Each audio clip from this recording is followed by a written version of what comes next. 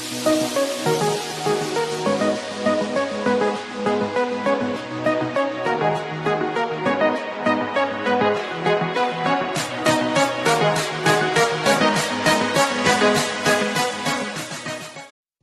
Morning everyone, welcome back to the online study of Max Drawing. आज मैं आपको Hindi grammar का चैप्टर नंबर 2 वर्ड विचार पढ़ाऊंगी। वर्ड, आप इसमें पूरे वर्डों के बारे में पढ़ेंगे, जो लेटर्स होते हैं आपके, जिससे आपका पूरा शब्द और उसके बाद वाक्य बनते हैं। तो आप इसमें पूरे वर्डों के बारे में पढ़ेंगे। Let's start our chapter. मनुष्य ने मुख से उच्चारित ध्वनियों को भाषा का रूप दिया। मनुष्य ने जो उसके मुंह से ध्वनियाँ निकलती हैं उसके उच्चारित रूप को भाषा का रूप दिया। ध्वनियों को लिखना, ध्वनियों का लिखित रूप वर्ण कहलाया। जो ध्वनियों का हमारा लिखित रूप है वो वर्ण कहलाया। लिपि वर्णों को लिखने का ढंग होता है। जो लिपि होती है वर्णों के लिखने का ढंग होता है, जिसमें प्रत्येक वर्ण के लिए निश्चित चिन्ह होता है। जिसमें हर एक वर्ण के लिए एक निश्चित चिन्ह होता है, जैसे अ, आ, क, ख आदि। ये भाषा की सबसे छोटी इकाई होती है। इनके और खंड नहीं किए जा सकते, मतलब इनको और पार्ट में तोड़ा नहीं जा सकता। इस प्रकार भाषा की सबसे छोटी इकाई जिसके और खंड नहीं हो सकते वर्ण कहलाती है। तो भाषा की सबसे छोटी इकाई जिसके हम और खंड नहीं कर सकते उसे हम बोलते हैं वर्ण। वर्णों के मेल से शब्द बनते हैं। जैसे वर्णों को मिलाकर शब्द बनाए जाते हैं। स, आ, ग, आ प्लस रा, आ, इन सबको जोड़ा तो ये वर्ड बना आपका शब्द सागर।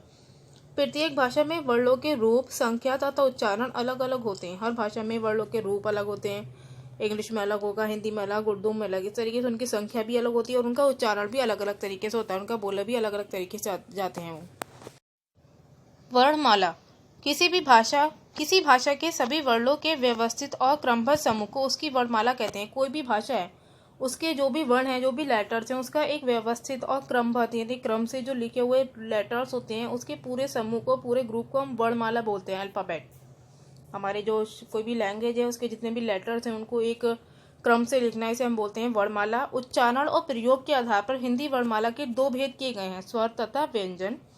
स्वर, ये वे वर्ण होते हैं जिनका उच्चारण करते समय, जिनको बोलते समय मुख से वायु बिना किसी रुकावट के निकलती है। जिनको बोलते समय मुख से वायु बिना रुकावट की निकलती है। इनके उच्चारण में किसी अन्य वर्ण की सहायता नहीं लेनी पड़ती है, मतलब इनको बोलते समय किसी और वर्ण की सहायता नहीं लेनी पड़ती है। इनका उच्चारण स्वतंत्र रूप से होता है। हिंदी में कुल 11 स्वर हैं।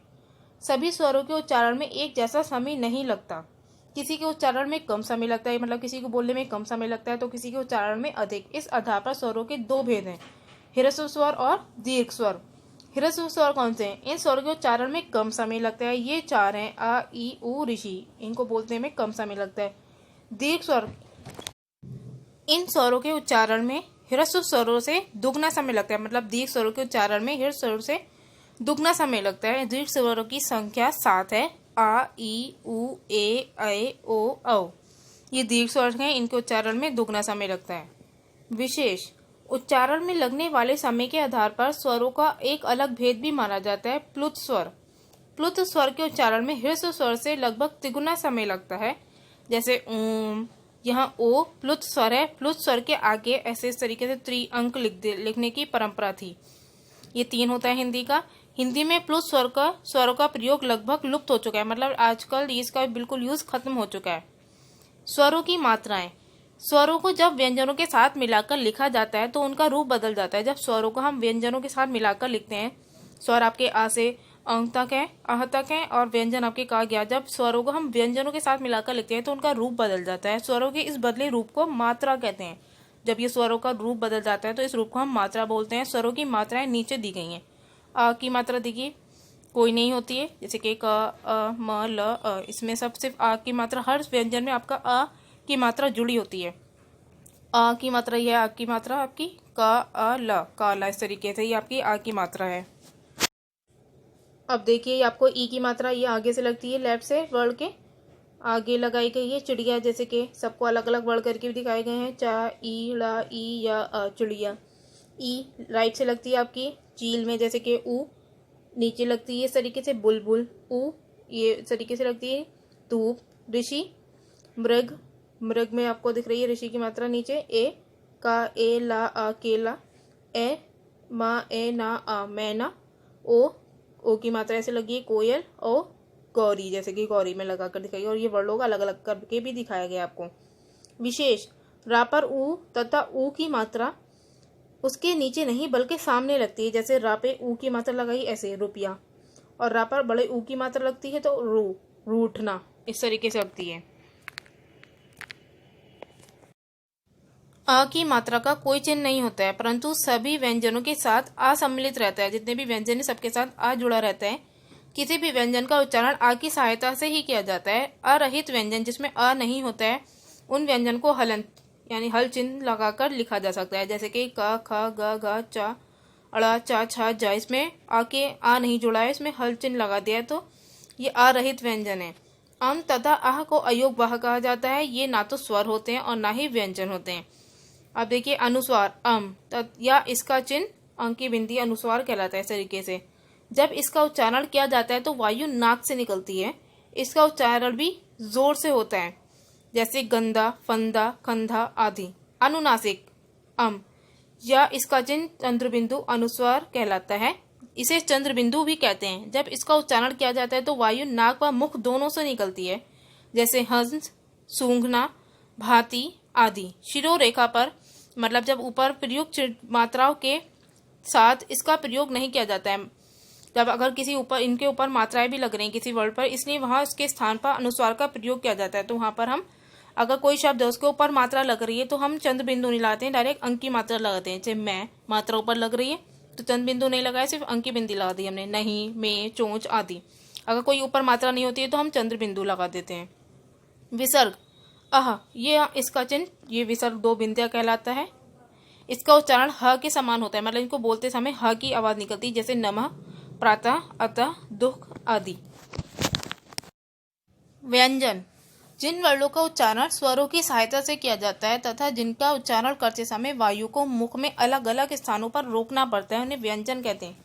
मतलब जिन वर्णों का उच्चारण हम स्वरों की सहायता से करते हैं और जिनको उच्चारण करते समय वायु हमारे मुख के अलग अलग स्थानों पर रुकती है, उन्हें हम व्यंजन कहते हैं। अलग अलग स्थानों पर रोकना पड़ता है उनको उच्चारण करते समय, ऐसे हम वर्णों को व्यंजन बोलते हैं।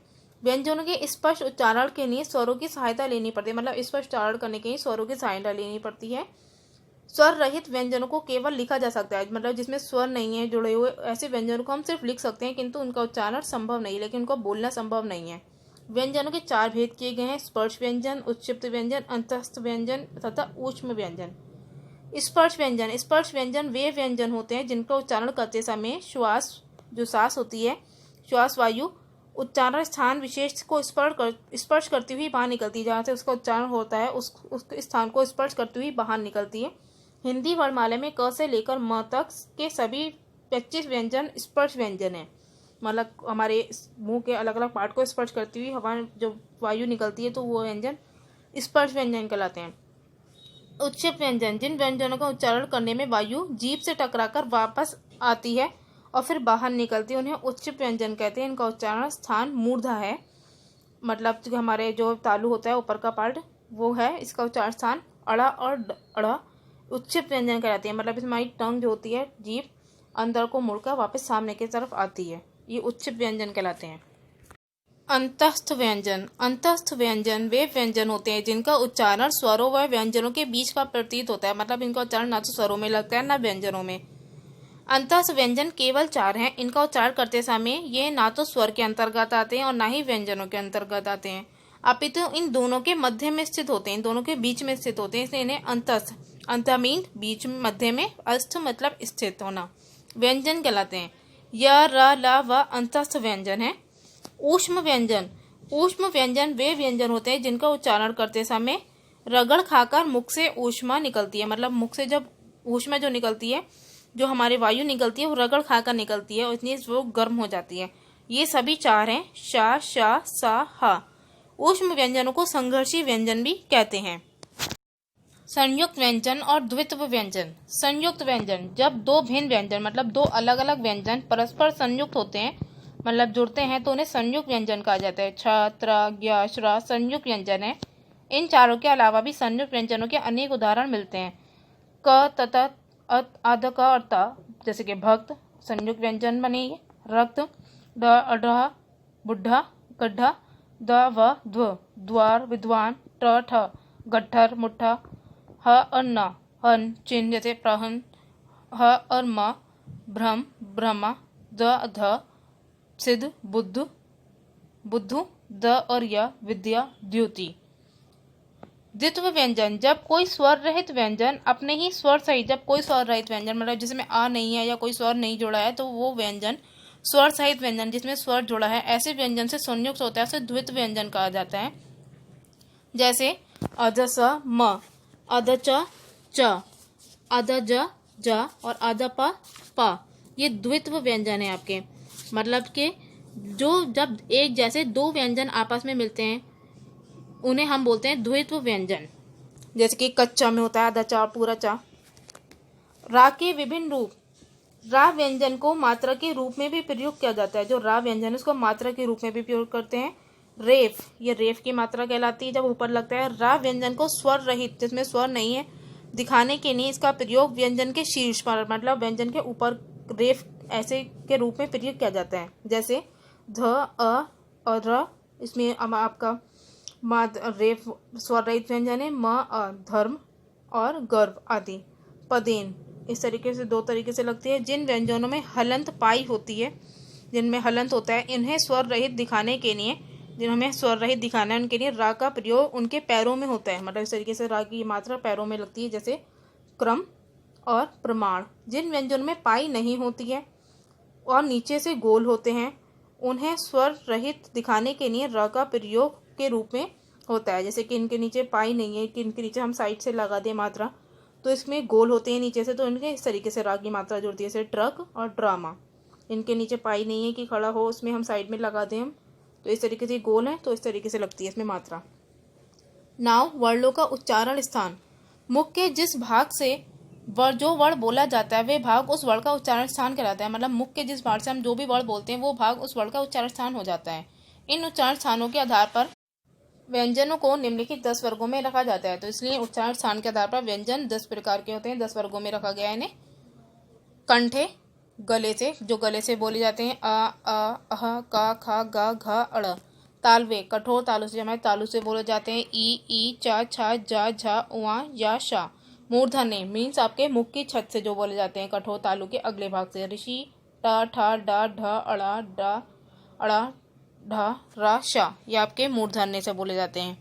ये आपको पिक्चर में भी साइड में दे रखे हैं अलग अलग पार्ट्स आपके कौन कौन से हैं। मूर्धन्य क्या है, दंतोष्ठे क्या है। दंते दांतों से, ता था दा धा ना ला साई दांतों से बोले जाते हैं। ओष्ठे दोनों होठों से बोले जाते हैं, ऊ पा फा बा भा मा। दंतोष्ठे ऊपरी दांत व निचले होठ से बोले जाते हैं वा। स्वर यंत्र से बोले जाते हैं कि हा ओ। नासिके नाक से बोले जाते हैं अंग अड़ उआ अड़ा ना मा। कंठ तालवे कंठ और तालु से बोले जाते हैं ए अय। कंठोष्ठे गले तथा होठ से ओ औ। वर्ण विच्छेद, वर्ण विच्छेद क्या है? शब्द के वर्णों को अलग अलग करना वर्ण विच्छेद कहता है। जो शब्द हमारे वर्ण आए उनको अलग अलग करके लिखना, इन्हें हम बोलते हैं वर्ण विच्छेद।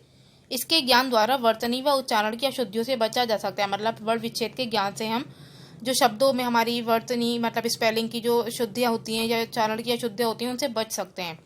जैसे कि अमर, अमर का वर्ण विच्छेद क्या, आ म में आपका स्वर जुड़ा था आ उसको अलग कर दिया, रा में भी आपका स्वर आ जुड़ा था उसको अलग कर दिया। इस तरीके से पूरा वर्ण विच्छेद हो गया।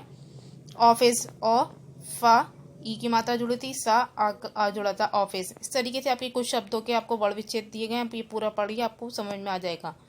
यहाँ आपका चैप्टर नंबर 2 कंप्लीट हुआ। आई होप ये आपको पूरा समझ में आ गया हो। Now homework time. होमवर्क में आपको अब कुछ करने की बारी में आपको पहली एक्सरसाइज सही उत्तर पर सही राइट का चिन्ह लगाइए। ये आपको करने हैं, ये आपके 4 टिक राइट हैं। और क्वेश्चन नंबर 2 रिक्त स्थानों की पूर्ति कीजिए, ये करना है आपको। क्वेश्चन नंबर 3 सही कथन के सामने राइट का और गलत कथन के सामने रॉन्ग का निशान लगाइए। और 4th क्वेश्चन है आपको निम्नलिखित के वर्ण विच्छेद कीजिए। इन सबके वर्ण विच्छेद करने, इनमें जो शब्दों में वर्ण आए उन सबको अलग अलग करके लिखना है, जैसे कि अभी मैंने आपको समझाया था। ये आपके 4 क्वेश्चन होमवर्क हैं, आपको होमवर्क में करने हैं सॉल्व, सब बुक में ही फिल करना है और सुबह 8 बजे से पहले मुझे सेंड करना है। Okay, thank you and have a nice day.